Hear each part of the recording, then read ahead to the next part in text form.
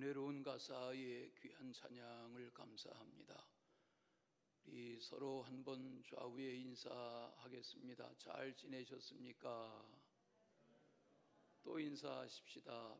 뵙고 싶었습니다. 전혀 보고 싶은 표정이 아니세요. 오늘 본문 말씀의 6절에 보면 연합한다는 표현이 나옵니다. 영어 성경에 보면 bind, bind라는 단어를 썼습니다. 사전에 찾아보면 결합한다, 묶는다 그런 뜻을 가지고 있습니다. 여호와와 연합한다 하는 말씀이 오늘 6절 말씀에 나오죠. 여기 연합이라는 단어가 신구약 성경에 몇 차례 나오는데 그 첫 표현은 창세기 2장에 나옵니다. 창세기 2장을 읽다 보면 거기 말씀 중에 24절에 남자가 부모를 떠나 그 아내와 연합하여 둘이 한 몸을 이룰지라. 지금 개역된 성경에는 합하여라고 되어 있고 예전에 오래도록 읽던 성경에는 연합하여 그런 표현으로 번역되어 있는 것을 볼 수 있습니다.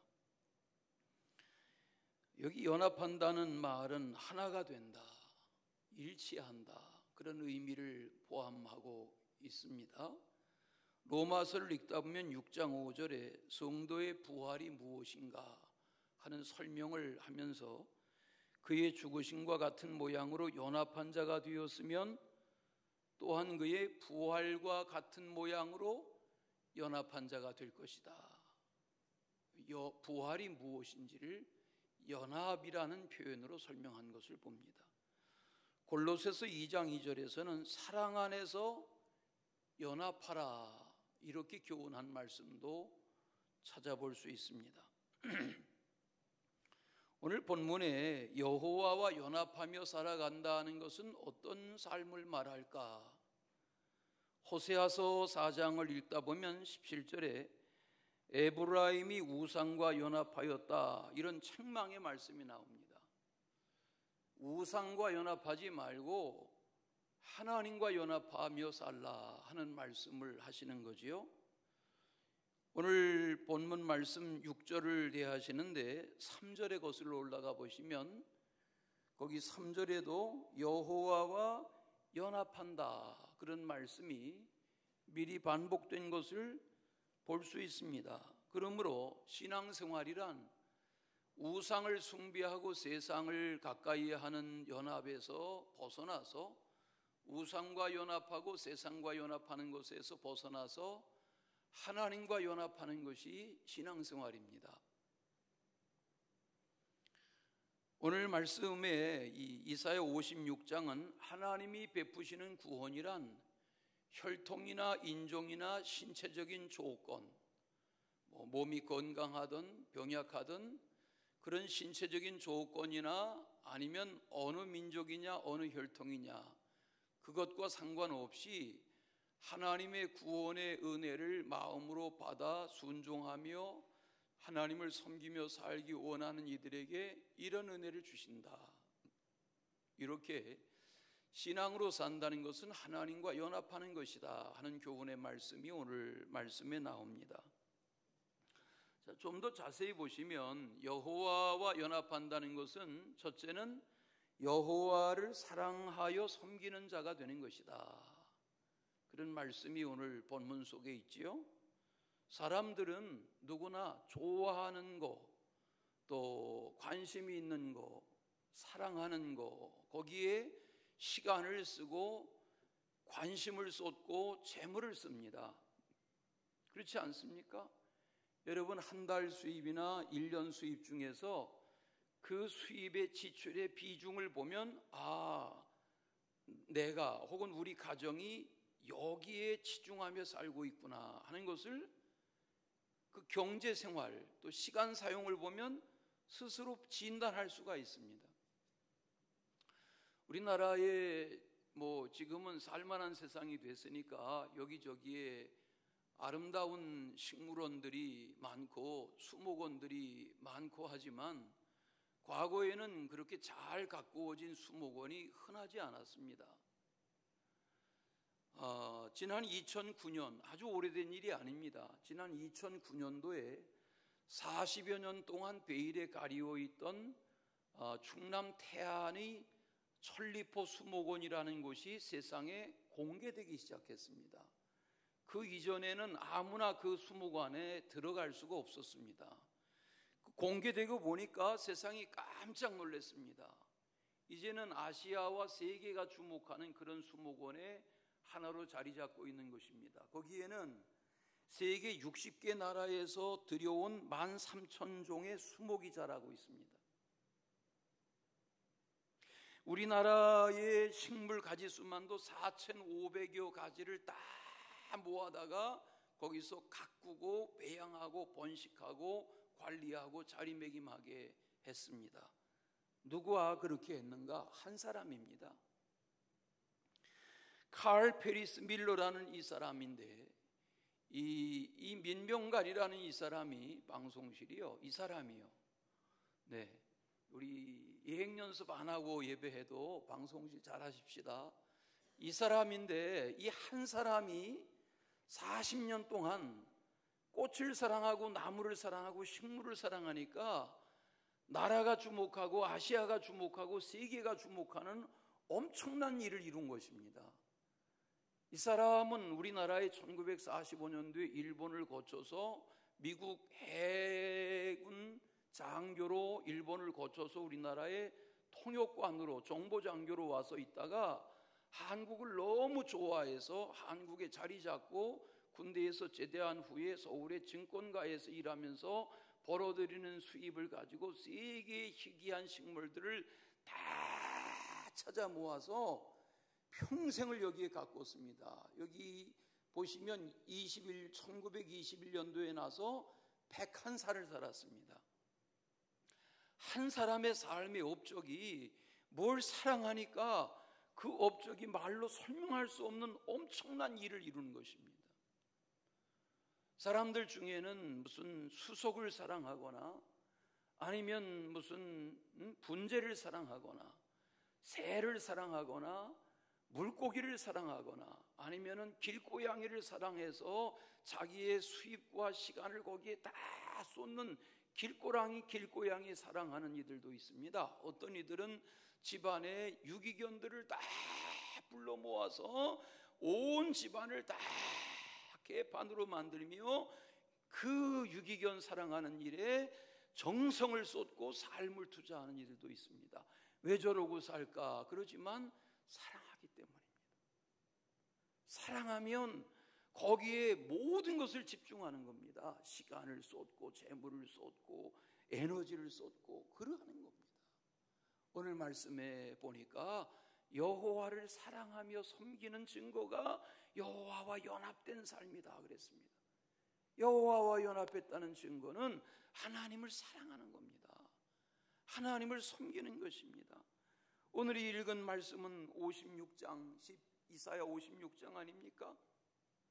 말씀 앞뒤로 보시면 무슨 내용이냐면 이방인인데 아브라함의 후손이 아닌데 그리고 병약한데 남자로 말하면 생식 능력이 없는데 하나님은 그런 신체적인 조건이나 어떤 혈통에 상관없이 누구나 다 하나님의 공의를 깨닫고 구원에 초청받기를 원하는 인생들은 누구라도 하나님께 연합한 자의 삶으로 부르셔서 구원하시고 그 사랑을 입게 하신다. 그런 말씀이 오늘 말씀 속에 담겨 있는 것을 알 수 있습니다. 1절을 보시겠어요?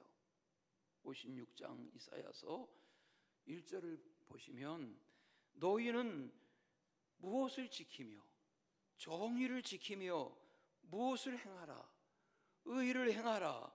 이는 나의 구원이 가까이 왔고 나의 공의가 나타날 것임이라. 이렇게 말합니다. 이 말은 무슨 말씀이냐면 지난 주일 우리가 광복절 기념주일에 말씀 나눈 말씀대로 왜 이스라엘 백성들이 흩어졌는가? 왜 포로가 되었는가? 그 포로의 땅에서 어떻게 다시 돌아올 수 있었는가? 하나님의 진노가 멈추고 하나님의 분노가 멈추고 하나님의 은혜로 부르신 바가 아니라면 어떻게 노예에 끌려간 포로의 땅에서 다시 예루살렘으로 돌아오고 이스라엘로 돌아와서 새 성전 지을 수 있었는가? 그런 말씀 대하였는데 오늘 말씀도 마찬가지입니다. 이방인인데 하나님의 구원에서 벗어난 것 같은데 하나님의 공의를 의를 행하며 따르는 자들은 그 구원에서 벗어날 자가 없다. 이렇게 초청하는 말씀을 대할 수 있습니다.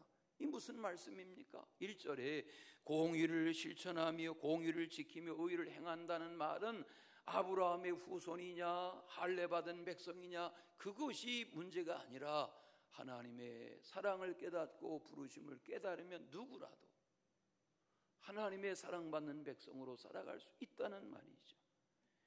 요즘 수요일마다 에스겔서를 계속 연이어서 묵상하고 있습니다.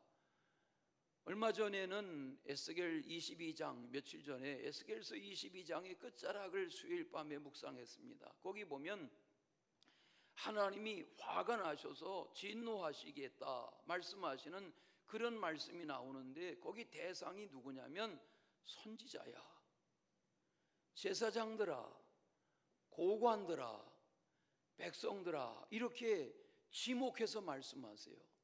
여러분 선지자가 누굽니까? 제사장이 누굽니까? 더군다나 고관이 누굽니까? 고관이라는 말은 신문에, 라디오에, TV에, 인터넷 뉴스에 도배를 하는 잘났다 하는 사람들이 고관이 아닙니까? 그런데 하나님이 말씀하세요. 너희들 선지자들아, 너희들 제사장들아, 너희들 고관들아 들으라. 그리고 뭘 지적하시냐면 너희들이 하나님의 말씀을 반역하였다. 너희들이 우는 사자처럼 먹잇감에 혈안이 되어 있다. 사람의 영혼을 구원하기는커녕 사람의 영혼을 삼켜버리고 있다. 백성의 재산과 보물을 탈취하고 있다. 우상 숭배에 앞장서서 나라가 무너지고 다른 민족에게 어려움을 당함으로 온 나라의 남편들이 다 전쟁에 나가 죽게 되므로 나라 안에 홀로 된 여인들의 수가 많아지고 있다. 그 원인을 누구에게 물으시냐면 선지자들아, 제사장들아, 고관들아 이렇게 책망하고 계세요. 이건 부패와 타락의 이 지적은 오늘날도 마찬가지입니다. 어쩌면 그런 시위에 있는 사람들이 더 타락하고 더 악의적으로 더 악랄하게 더 심각하게 부패에 앞장서는지도 모릅니다. 오늘 이 시간 예배 드리면서 스스로 물어보십시오. 내가 하나님을 진정으로 사랑하는가? 내가 하나님을 진정으로 섬기는가? 내가 하나님을 사랑하고 하나님을 섬기는 것이 하나님과 연합한 자의 증거라고 하셨다면 내가 얼마나 하나님을 사랑하고 얼마나 하나님을 섬기는가? 연애하는 젊은이들을 보면 손을 잡고 다닙니다. 붙어 다닙니다. 왜 그렇습니까? 저희들이 마음이 통하기 시작하면 하나가 되는 겁니다. 긴 시간 만나고도 헤어지고도 또 통화하고 또 카톡하고 또 시간을 갖고 이게 연애하는 사람들의 하나가 된 모습입니다. 여러분, 우리가 보이지 아니하는 하나님을 사랑하고 하나님을 섬기는 증거가 무엇입니까? 내가 하나님을 얼마나 사랑하는가, 내가 하나님을 얼마나 섬기며 사는가고 하는 것은 오늘 말씀하신 하나님께 얼마나 연합한 자로 사는가에 대한 자기 증명이 되는 겁니다.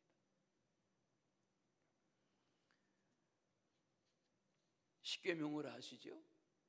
나 외에 다른 신을 섬기지 말아라. 우상을 만들지도 말고 어떤 우상에게도 절하지도 말고 섬기면 안 된다. 여호와의 이름을 망령되이 일컬면 안 된다. 나는 질투하는 여호와다. 나는 질투하는 여호와로 나를 질투하는 대상으로 대하는 자들, 사랑하지 않는 자들의 죄를 내가 묻겠다. 이게 계명의 첫째, 둘째, 셋째 계명의 강조가 아닙니까?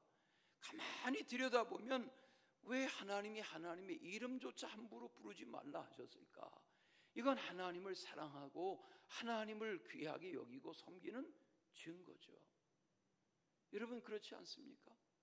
내가 누구를 사랑하거나 무엇을 사랑하면 그 사랑하는 누구나 사랑하는 무엇의 이름만 들어도 마음이 설렙니다. 하나님의 이름을 망령되이 여기지 말라는 말은 하나님을 사랑하기 때문에 그렇지 않습니까? 내가 사랑하는 누구라면, 내가 진심으로 사랑하는 어떤 그 무엇이라면 그 이름만 들어도 거기에 마음이 쏠리게 되어 있습니다. 김춘수의 시 중에 꽃이라는 시가 그것 아닙니까? 시인 김춘수는 목사의 아들이었습니다. 그의 꽃이라는 시를 아시죠? 내가 그의 이름을 불러주기 전에는 그는 다만 하나의 몸짓에 지나지 않았다. 내가 그의 이름을 불러주었을 때 그는 나에게로 와서 꽃이 되었다. 이름을 불러주었을 때 건너뛰고 이렇게 표현합니다. 우리들은 모두 무엇이 되고 싶다. 너는 나에게, 나는 너에게 잊혀지지 않는 하나의 눈짓이 되고 싶다. 여러분 꽃이라는 게 뭐예요? 표현할 수 있는, 좋다, 아름답다 하는 표현 중에 최고가 꽃이라면 오늘 이 일상적인 주변에 관찰되는 꽃을 보고 김춘수 시인은 그 꽃에서 의미를 어떻게 부여합니까? 꽃을 불러줄 때, 눈길을 줄 때, 그 꽃은 그냥 꽃이 아니라 나에게 설명할 수 없는 하나의 의미로 다가오게 됐다는 거죠. 하나님과 연합이 오늘 하나님 사랑으로, 하나님 섬김으로 표현되는 그런 은혜의 나날 되시기를 축원합니다. 우리 부르는 찬양 중에 사랑합니다 나의 예수님 하는 그런 찬양 있지요? 사랑합니다 나의 예수님. 그냥 아무 생각 없이 부르는 게 아니라 고백을 담아서 부르면 내가 왜 예수님을 사랑하는가? 왜 그 가사는 사랑한다 내 아들아, 사랑한다 내 딸아, 왜 그런 가사로 불려지게 되었는가? 내가 어떻게 해서 하나님의 사랑받는, 주님의 사랑을 받는 아들과 딸이 되었는가 생각하면 찬양은, 찬송은 아무나 부르는 게 아니죠. 시편을 읽다 보면 106편 말씀에 28절 29절 이런 말씀이 나옵니다.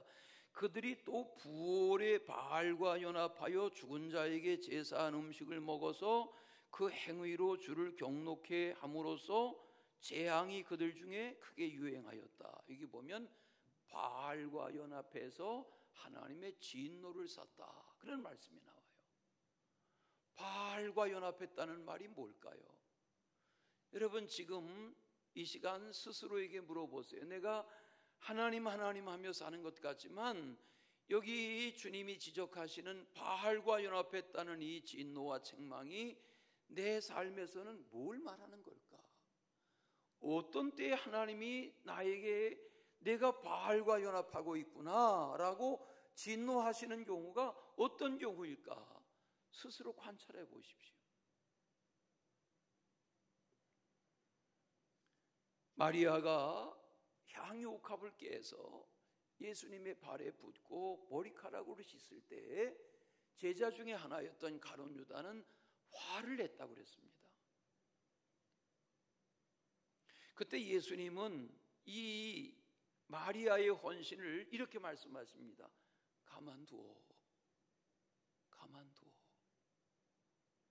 향유를 깨트려 붓는 그 향유는 가치 있는 향유인데 200데나리온이면 서민들의 1년 벌이 가치가 있는 너무 귀한 갑오와 같은 건데 그걸 깨트려 쏟아 부은 이 여인에게 화를 내며 가난한 자에게 차라리 팔아서 구제하지 떡과 빵을 사주지, 이렇게 화를 내는 가룟 유다 앞에 예수님이 가만두어, 가만두어. 마리아는 내 장례를 준비한 거야. 앞으로 내 죽음에 대한 이야기를 할 때마다 마리아의 이야기를 잊지 말고 해. 이렇게 성경이 기록하고 있습니다. 여러분, 교회를 섬기다 보면, 저는 교회에서 나서 교회에서 이날까지 살아오는데, 교회를 섬기다 보면 정말 주님을 사랑해서, 정말 주님을 섬기고 싶어서, 정말 하나님께 연합해서 사는 성도들이 있습니다. 많습니다. 여러분 어떻습니까?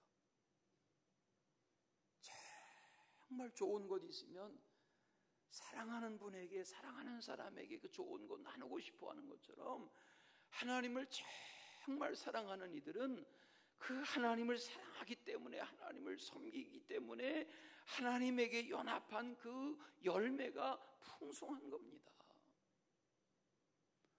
그런 은혜의 주인공으로 살아가시기를 축원합니다.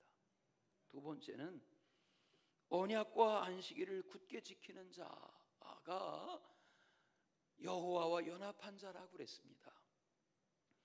신앙생활은 하나님의 언약하신 언약을 잘 지키는 자입니다. 오늘 성경 표현대로 하면 언약을 대강 지키는 것이 아니라 굳게 지키는 자여야 한다고 그랬습니다. 그렇지 않습니까? 언약이란 인생에게 말씀하신 하나님의 약속인데, 예를 들면 창세기 6장에 노아 시대에 얼마나 많은 사람들이 있었습니까? 거기 노아 시대를 표현하기를 하나님의 아들들이 사람의 딸들의 외모의 아름다움에 취하여 짝을 짓고 시집가며 장가가며 먹고 마시며 살았다. 그게 노아 시대의 장면 아닙니까? 그런데 하나님이 하시는 말씀을 듣고 준행한 사람은 누구였습니까? 노아였습니다. 여호와의 말씀에 언약을 따른다는 말은 말씀을 듣고 마는 것이 아니라 준행하는 거죠.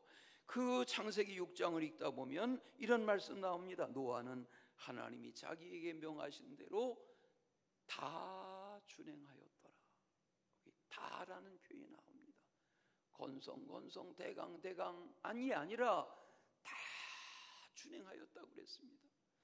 그 창세기 6장을 다 읽다 보면 8절에 노아는 여호와께 은혜를 입은 사람이다. 6장 9절을 읽다 보면 이 사람은 당대의 완전한 사람이고 하나님과 동행하던 사람이다. 그런 노아가 하나님이 시대적으로 말씀하시는 말씀 앞에, 홍수의 심판에 대한 말씀 앞에 많은 사람들이 다 아니라 하고 노아를 희롱하고 비난할 때에 노아는 긴 세월 하나님의 말씀을 따라 방주를 건축하며 다 하나님의 말씀에 준행했다. 다 같이 다가 뭐예요? 다. 신앙생활은 대강 건성이 아닙니다. 다 준행하는 것입니다. 그리 아니하실지라도 우리가 다니엘서의 다니엘을 압니다. 사드락 메삭 아벳느고를 압니다. 저들의 신앙의 특징이 무엇입니까? 그리 아니하실지라도 사자굴 앞에서, 풀무불 앞에서 하나님의 살아계심을 나타내 보여주지 아니하신다고 할지라도, 내가 풀무불에 태워지고 사자의 밥이 된다고 할지라도 나는 하나님을 거역하지 않겠습니다. 왜? 하나님은 언약을 이루시는 하나님이시니까. 사나 죽으나 그 믿음인 거죠. 그렇게 살아가면, 오늘 말씀은 이방인들에게 향한 말씀입니다. 그렇게 살아간다고 하면 이방인들일지라도 하나님은 구원의 넉넉한 은혜를 입게 하시고 언약의 열매를 보게 하신다는 말씀이죠. 우린 시편 23편을 다 아시죠. 거의 다 외우시죠. 신앙생활에 많지 않은 분들은 시편 23편이 뭔지 아시죠. 그런데 그 다음 편인 24편에 보면 이런 말씀이 나옵니다. 여호와의 산에 오를 자 누구며 그의 거룩한 곳에 설 자가 누구인가? 손이 깨끗하며 마음이 청결하며 뜻을 허탄한 데 두지 아니하며 거짓 맹세하지 아니하며 그런 자는 여호와께 복을 받는 자다. 오늘 말씀해 보니까 하나님의 언약을 지키는 자는 어떤 복을 주신다고 했냐면 여호와의 성산에 오르게 하시겠다 그랬어요. 여호와의 성산이 뭐예요? 예루살렘이죠. 예루살렘은 왜 귀한 거예요? 성전이 있으므로. 오늘도 이렇게 주일날 다른 곳에 시간 쓰지 않으시고 예배하는 여러분을 하나님이 귀하게 여기실 줄로 믿습니다. 하나님의 언약을 지키고자 하는 자에게 하나님은 여호와의 성산에 오르는 복을 누리게 하시겠다 뿐만 아니라 6절에 보니까 안식일을 지켜 더럽히지 않는 자에게 그런 은혜를 주신다고 그랬습니다. 안식일이 뭡니까? 오늘로 말하면 주일이죠. 우리는 부활을 기념하는 주일을 안식의 날로 지키죠. 세상 사람들은 일요일이라고 하지만 우리는 일요일이라고 하지 않죠. 주의 날이라고 표현하죠. 주일이라고 하죠. 그러면 이 일요일을 일요일로 지내지 않고 주일로 지낼 수 있는 것은 내 선택입니까? 생각해 보세요. 이렇게 고단한 여름을 지내시고 이 주일날 이른 아침에 일찍 일어나서 씻고 준비하고 차려입고 자녀들을 데리고 예배당에 나오는 일이 쉽습니까? 왜 이것이 가능한 것입니까? 오늘 말씀해 보면 안식일을 지키고 더럽히지 아니하고 주의 날을 귀하게 여기는 자에게 성산에 오르는 복을 주겠다. 저 지난 금요일에 우리 김석영 집사님 돌아가셔서 지난 주일을 지내고 월요일날 오전 시간에 유골을 우리 동작동 국립묘지 서울현충원에 안치하는, 합장하고 안치하는 그런 예식에 나서서 마지막까지 가족들을 돌보았습니다. 거기에 큰 병만한 태극기가 걸려있는 앞에 거기에 유골을 모시고 그리고 거기 영종을 모시고 정중한 예로 국가가 나서서 준비된 이들에 의해서 준비된 자리에 모셔지는 그 과정을 보면서 나라를 위하여 젊은 나를 보냈던 누군가에게 그런 혜택을 주는 걸 봅니다.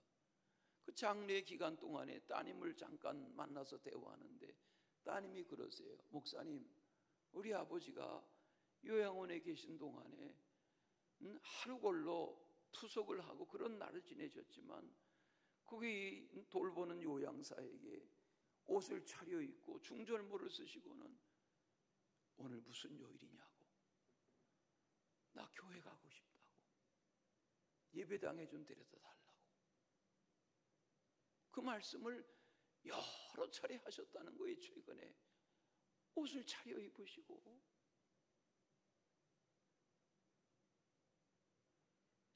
여러분, 예배가 이 땅에서의 예배가 마지막이 될 날이 오겠죠.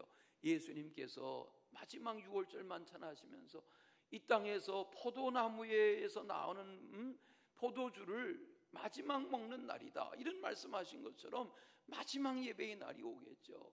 안식일도 내게 마지막 안식일 날이 오겠죠. 예배를 소중히 여기며 자녀들을 신앙으로 키우며 복음으로 사는 그런 은혜의 주인공 되시기를 축원합니다. 오늘 말씀에 2절과 4절 6절을 보시겠어요? 56장 2절 4절 6절. 거기 2절과 4절 6절에 보시면 밑줄 쳐보세요. 안식일을 지켜 더럽히지 아니하는 이라는 표현이 3번 반복해서 나옵니다. 이 말은 주일 신앙이 중요하다, 중요하지 않다? 대답 좀 해보세요. 주일 신앙이 중요하다, 중요하지 않다? 중요하다는 거예요. 여러분, 벌써 8월이 다 가지 않습니까? 이제 조금 있으면 1년에 3분의 1밖에 남지 않겠죠. 우리가 무슨 예배당 많이 다니는 것 같고 많이 출입하는 것 같아도 생각해 보세요. 예배당 와서 하루 머무는 이 주일 예배의 시간이 1년 52주를 합쳐도 다 합치면 굉장한 것 같지만, 물론 뭐 지방 도시에서 멀리에서 새벽 출발하고 하루길을 쓰시는 분들이 더러 계시죠. 그러나 오늘 우리의 1년 365일 중에 주일 신앙이라는 것이 어마어마한 게 아닙니다. 주님 말씀하세요. 안식일 더럽히지 마라, 귀하게 여겨.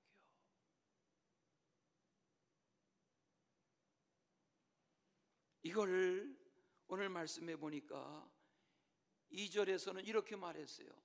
그의 손을 금하여 모든 악을 행하지 아니하여야 된다.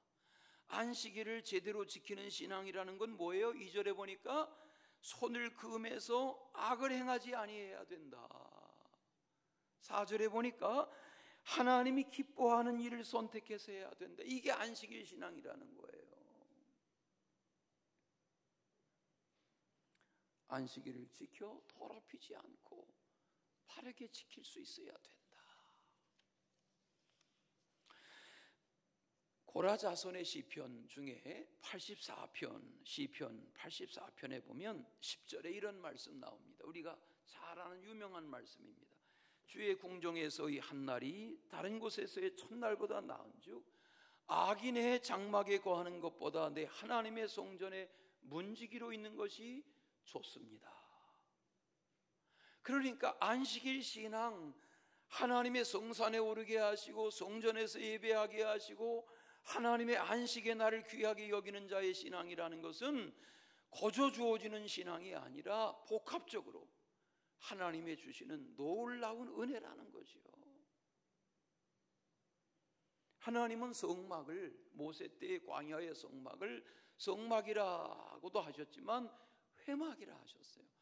회막이라는 말은 만날 회자를 써서 내가 거기서 너희를 만나리라 이리 말씀하셨어요. 하나님은 어디나 계시죠.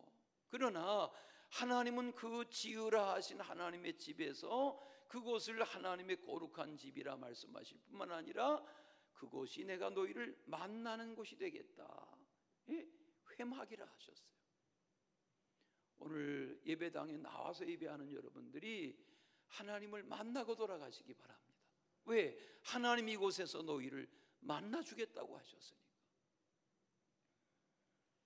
날 만나라, 날 만나라. 우리가 최근에 그 찬양을 배워서 부르지 않습니까? 하나님이 만나기를 원하세요. 성산에서 만나시고 성전에서 만나시고 번제단 사이에서 만나시고 하나님이 우리를 이 지성소에서 만나주기를 원하세요. 와서 속도원만 만나고 돌아가시는 게 아니라 하나님을 만나는 그런 은혜가 있으시기를 축원합니다. 마지막은 여호와의 집에서 기쁨을 누리는 자가 하나님과 연합한 자다. 그런 말씀을 하세요. 하나님과 연합한 자에게 주시는 축복이 뭐냐면 하나님의 집에서 하나님이 우리를 기쁘게 해주시겠다고 그랬어요. 성경 표현을 그대로 보세요. 오늘 말씀에 7절에 보니까 기도하는 내 집에서 그들을 기쁘게 할 것이다. 기쁘게 할 것이다. 그러니까 기쁘게 해주신다는 거예요, 하나님이. 그러니까 교회 오시면 교회 올 때부터라도 다른 기도도 좋지만 무슨 기도를 해야 되냐면 하나님 오늘 교회 가서 예배드리고 성도들을 만나고 하는 동안에 교회 가서 머무는 동안에 기쁨이 있게 해주세요. 속상하거나 마음 상한 것이 아니라 마음이 언짢은 일이 아니라 머무는 시간 동안에 예배의 시간이든 교제의 시간이든 누구를 대하는 시간이든 하나님의 집에서 기도하는 하나님의 집에서 하나님이 내게 기쁨을 주신다 하셨으니 그런 기쁨이 있게 해주세요. 그런 기도를 드려야죠. 오늘 말씀을 잘 보시면 이 말씀, 여기 내 집은 만민의 기도하는 집이라 하는 이 말씀은 너무 유명한 말씀 아닙니까? 신약 성경 있다 보면은 복음서에 마가복음 11장 17절에 예수님도 이 말씀을 그대로 인용하셨어요. 성전 정화하고 성전 청소하신 그 자리에서 내 집은 하나님의 만민의 기도하는 집이라 하셨는데 어찌하여 강도의 소굴을 만들었느냐. 그때 하나님이 이 말씀 인용하시잖아요. 하나님의 집은 기도하는 집이란 말이에요. 어느 시간이든 이 전에 나와서 기도하실 때 하나님이 들어주시기를 바랍니다. 응답해 주시기를 바랍니다. 왜? 이 집은 기도하는 집이요. 말씀이 들려지고 예배하고 기도하고 찬송하고. 기도가 뭐예요? 찬송이 뭐예요? 기도가 담겨진 곡조가 있는 것이 찬송 아닙니까? 오늘 여기 해지는 저편이라는 찬양을 들어본 것 같기도 하고 안 들어본 것 같기도 하고, 그래서 가사가 잘 들리기도 하고 중간에 안 들리기도 하고, 그래서 자막을 좀 띄워주지. 가사가 잘 들리는 데는 잘 들리고, 근데 굉장히 은혜로운 가사인 것 같은데 다 전달이 안 돼가지고 조금 아쉬웠어요.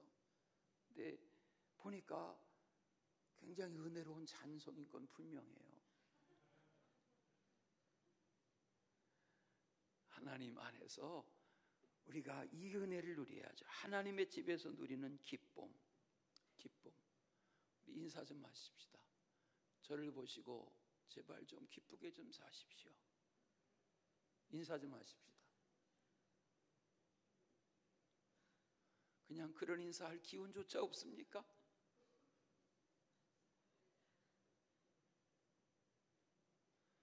그럼 또 인사하십시오. 우리 집구석을 보시고라도 힘을 내십시오. 여러분, 나만 걱정이 있고 나만 고생하는 거 아닙니다.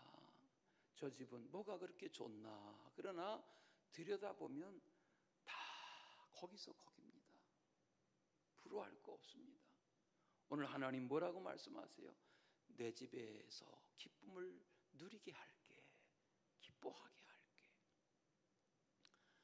그런 기쁨이 있으시기 바랍니다.